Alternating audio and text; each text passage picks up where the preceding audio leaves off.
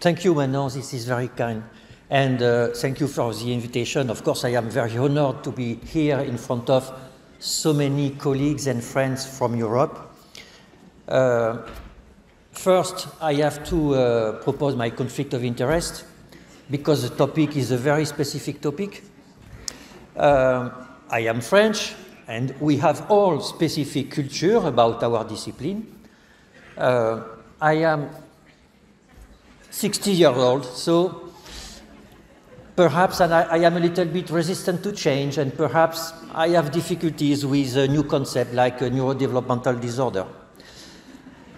Among neurologists, I have very good friends, but all neurologists are not good friends. And I am sure you have noticed that from time to time when we have to discuss about position in our university, neurologists can be a little bit in competition, and they are not necessarily good friends in this time. I like neuroscience, of course, but I am not afraid to pronounce the word psychoanalysis.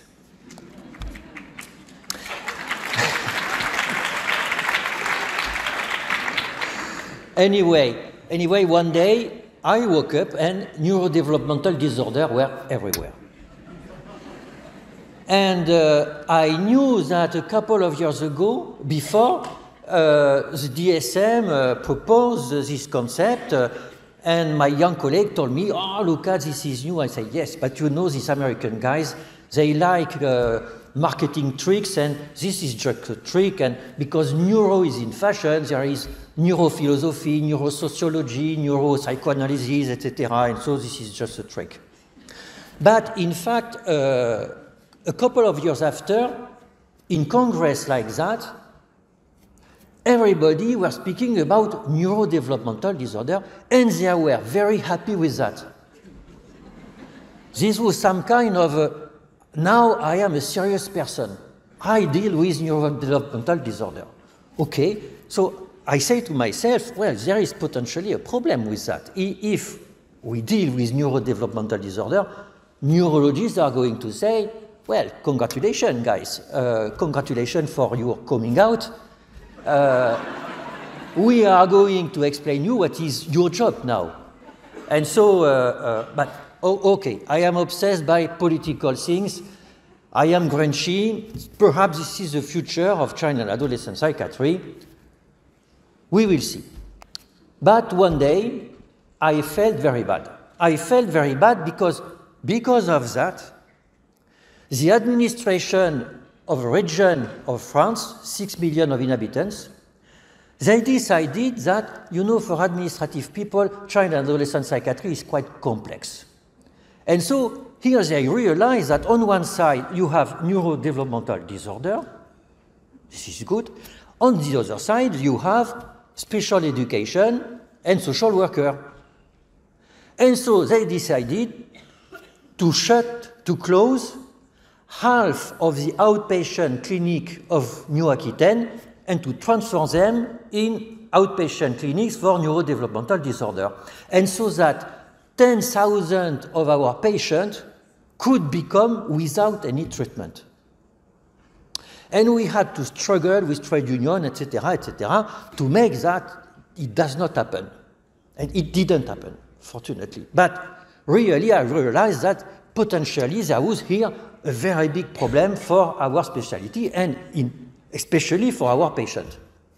And this is the reason why I took time to think about this concept of neurodevelopmental disorder.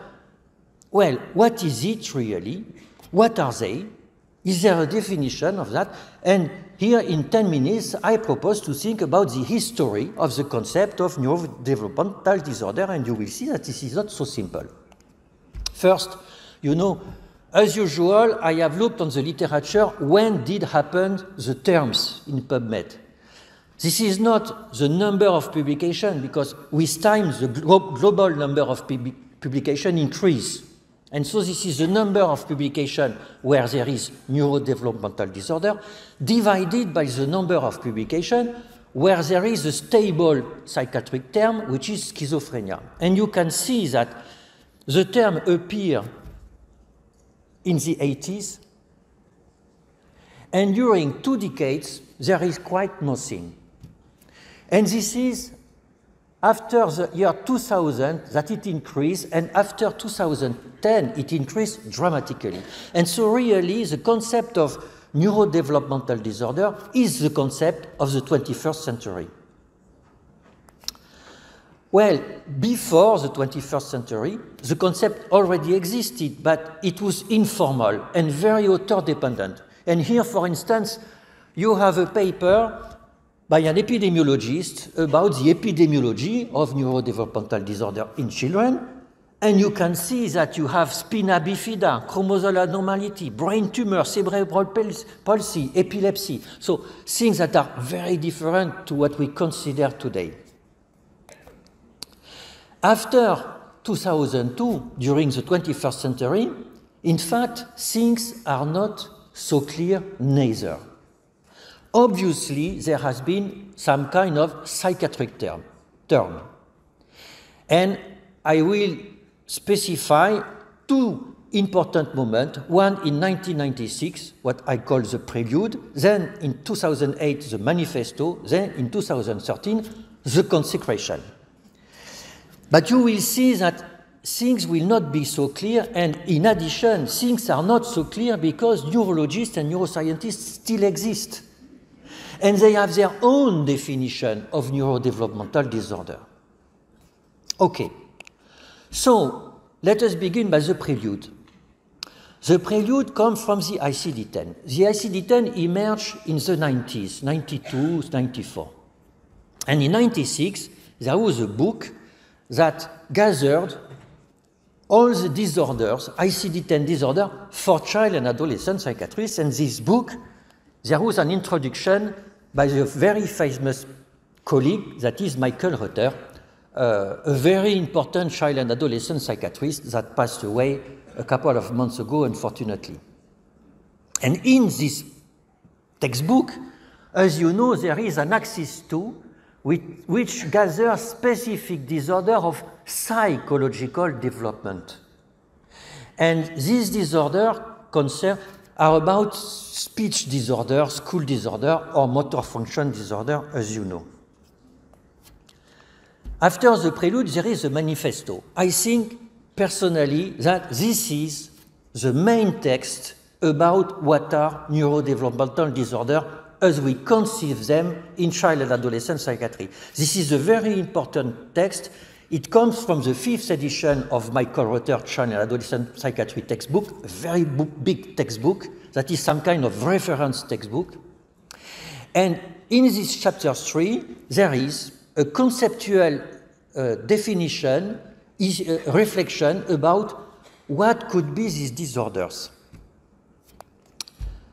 And here is the definition. Well, in fact, the authors are not so at ease with a clear definition. It is difficult to find in this very important text the definition of NDD. Here is anyway what I have found as closest to the definition. First, we have an onset during infancy and childhood. Okay. The third point is a steady course as opposed to relapse and remission, like in schizophrenia. The second point is very important. There is an impairment related to biological maturation of the central nervous system. And this is why these disorders are called neurodevelopmental disorder, apparently. More precisely, in NDD, you have seeds, and these seeds are learning disorder, speech disorder, and motor function disorder. And this is curious because this seed in the ICD-10, it was called psychological developmental disorder. And suddenly, they are named neurodevelopmental disorder. This is the seed, and in addition to the seed, you have now autism and ADHD. And the author recognized that indeed, this is less clear, and they said there is not only an impairment, there is also a deviant functioning. I know the terms are a little bit rude, but they are written on the textbook. In autism and ADHD, there are some kind of deviant functioning. And in addition, as you know, neurobiology of autism and ADHD, this is not very clear, and so the conceptualization of neurodevelopmental is not so immediate, but the author remarks that these disorders, autism, ADHD, are multifactorial, present from early life, they tend to improve, but they exist during the whole life, more or less. There is genetic influence, male preponderance, etc., and comorbidity with other NDD, so that it makes sense to propose that they belong to the same family. So there is an extension of NDD to autism and ADHD, but on the other side, the author suggests that other diseases that could appear to belong to NDD, like Prader-Willi syndrome, fetal alcohol syndrome, or schizophrenia, in a way they could be considered as neurodevelopmental disorder. No, they are not, because they have a clear etiology. And in addition, obviously, most classical neurological syndromes do not belong to neurodevelopmental disorder. And so it becomes very strange. You have disorders that were called at first psychological developmental disorders that became neurological developmental disorder, and in these disorders there are no more neurological disorders. So I understand the logic proposed by the author, but the wording is very strange.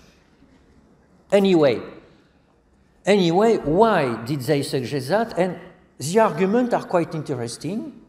First, they say that we have a problem with DSM, the problem that DSM over-categorized child and adolescent psychiatric problem, and you know that with the use of DSM, you have many comorbidities, and at the end it is a mess. It is impossible really to grasp your patient with categories.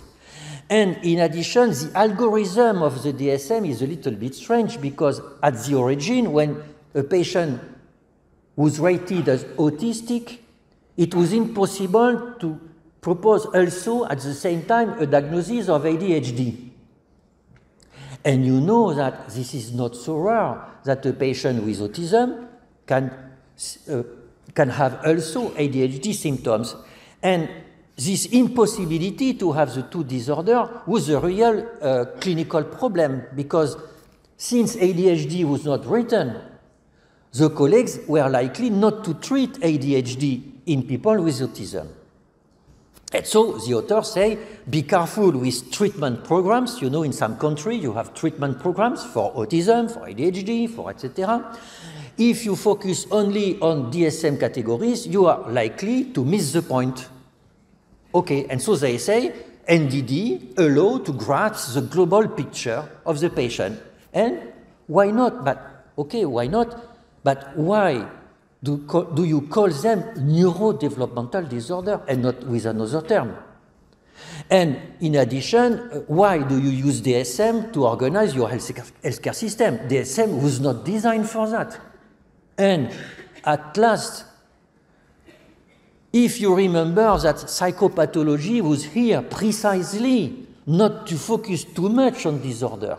When you have psychopathology and disorder, you can integrate the disorder in a global framework that is called psychopathology. Of course, they say that there are scientific reasons coming from basic science, and I agree, this is conceivable, but as all scientific arguments, they can be criticized. Okay. After the consecration, of course, as you know, the consecration comes from the DSM-5. In the DSM-5, you have neurodevelopmental disorder, and the DSM-5 is some kind of Bible. And there is a definition of neurodevelopmental disorder in the DSM-5. Here is it. A group of conditions with onset in the developmental period, okay, characterized by developmental deficits, okay, impairments of personal, social, academic, or occupational functioning. Okay.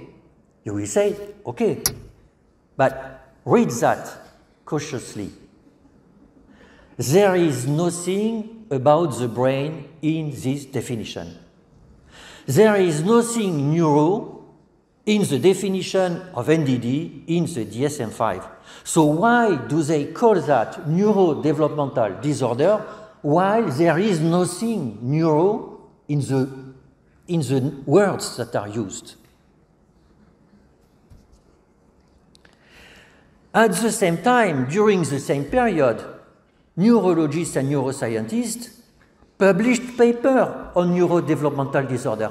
And here, I present to you, you know, the journal Current Opinion. This is a journal which provides only review. And this is some kind of benchmarking of review in medicine. And who are the authors that wrote the review for neurodevelopmental disorder? Neuropediatrician. And what is their definition of neurodevelopmental disorder? All chronic disorder that affect CNS. And so there will be no musculoskeletal disease, no spina bifida, etc. But there will be cerebral palsy, epilepsy, deafness, and blindness. And why not? Why deafness is not a neurodevelopmental disorder? Imagine you are a neurologist. It makes sense. It makes sense, and at the end, there is really the risk that neuropediatricians consider they are the boss with neurodevelopmental disorder. And in my country at the moment, there are teaching programs on neurodevelopmental disorder that are headed by neurologists and not psychiatrists. And everybody finds that totally normal because they are neurologists. And so they are legitimate to deal with neurodevelopmental disorder. So, in a way, there is a problem with neurodevelopmental disorder. They are not what they say they are. So this is the first problem. If it was the only problem, it would be a detail. But there is another problem. Another problem that is much deeper. Who is legitimate to define child and adolescent psychiatric disorder? Neurologists? No, of course. Of course. Child and adolescent psychiatrists? Obviously. Obviously, no. No, because, and this is very, you know, who is legitimate to define acute leukemia? Hemato-oncologist. Nobody will argue about that. Who is legitimate to define child and adolescent psychiatric disorder? This is more complex. And even Hippocrates said that, okay, melancholia is a mental disorder, but he wrote explicitly that mental disorder of the mind were for philosopher, disorder of the body were for physician. You know, there has been this tension for many thousand years. And even in fiction, in many fiction, more than one or two, you have a character with a borderline personality disorder, or being psychopath, or with substance abuse, suicide, etc., ADHD, and for about 10 years, there are many film and TV series with character having autism. I'm sure you have noticed that, and I have been impressed by the intuition of the treasurer of the ESCAP, Jean-Philippe Reynaud and his team, who wrote a paper in 2012 about Asperger's syndrome in current fiction, and already at that time, there were a lot of fiction about Asperger. Okay, so our disease, as opposed to acute leukemia, are in fiction. And in addition, we have now peoples with psychiatric labels that are heroes. And this is a tweet of Greta Thunberg in 2019. And the tweet is really impressive, and it is even moving, because here you have only 20 words, and these 20 words just say what is autism today for our societies. I have Asperger. This is not a diagnosis. I have Asperger. And that means I am different. And given the right circumstances, being different is a superpower. This is a revolution. This is a revolution. Mental disorder, what we call mental disorder, are not necessarily only an impairment. This can be also a superpower. You will say, okay, this is romanticism, but this is not reality of autism. And Greta Thunberg, this is a people. This is not really an autistic patient. His family has written a book about who is she, and if you look at in detail, this is public, so we are able to share that. And if you look at in details, Greta Thunberg was not as fine as she seems at the moment. And okay, I will not enter into details, but just ask yourself, is she autistic according to the definition of ASD in DSM-5? I'd let you give the answer. Anyway, this does not matter. This does not matter because psychiatric concepts do not belong to psychiatrists. And why Greta Thunberg is autist? Because billions of people know her. Billions of people know she is different. Everybody can see that she is different. And millions of people know that this difference is called autism. And so being autist is an element of Greta Thunberg's identity. She is autist. And I am sure that some colleagues consider this is crazy. You know, people have not the possibility to say that they are autist. This is our job. You can consider that, but we can do nothing against that because reality is like that because billions and millions of people have decided that this is like that. And so we cannot do anything against it. And in addition, I think it is good. I think it is good because one major problem with mental health disorder in children is stigma. And with that, this is the best way to destigmatize disease in child and adolescent psychiatry and autism in particular. But at the end, there is a problem. There is a problem that obviously Greta Thunberg is autist. Autism is an NDD. And an NDD, according to the definition, it is an impairment related to the biological maturation of the CNS. But we cannot say, as professionals of mental health, we cannot say that Greta Thunberg is characterized by an impairment related to the maturation of the brain. This is completely crazy. We cannot say that. And this is not only a question of Greta Thunberg, this is a question that we face with many of our patients in our consultation. Okay, I'm sure that some colleague will say, okay, Greta Thunberg, she is like that, but we are dealing with patients that are not like Greta Thunberg. They are much more severe. I know that. So I have to propose things to make progress. What is the proposal? First, as you know, all neurodevelopmental disorders are along a spectrum of severity. This is true for autism, ADHD, and learning disorder. Consider patients at the mildest end of the spectrum.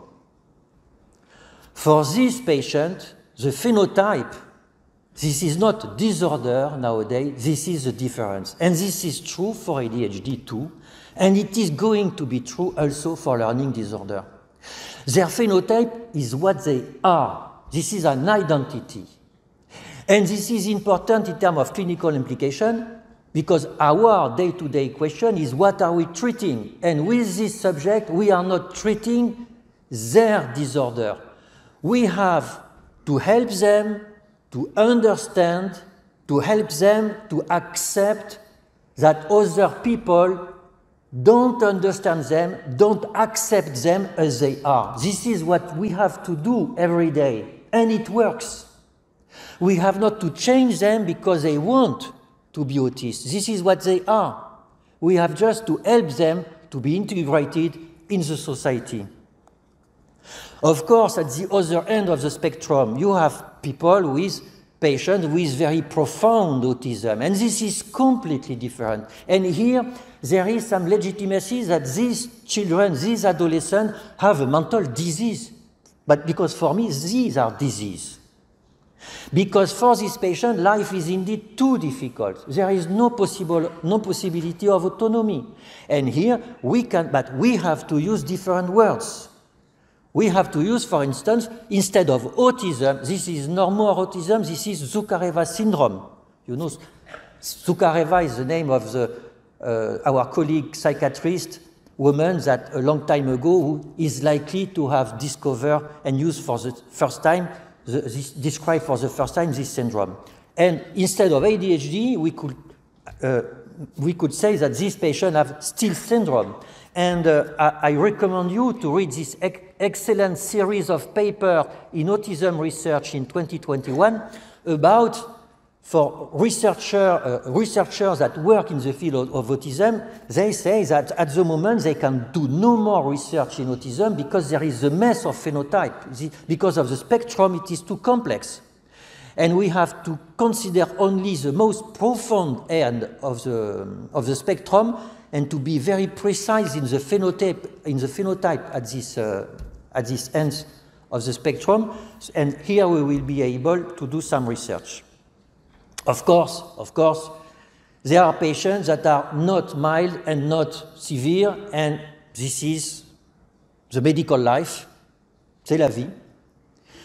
And this is exactly the same in rheumatology, in cardiology, in dermatology. You have people that are not mild and not severe. I propose the concept of phenomenological rupture. We will be able to discuss about that later if you want. I arrive to the conclusion. Well, we all know the concept of neurodevelopmental disorder.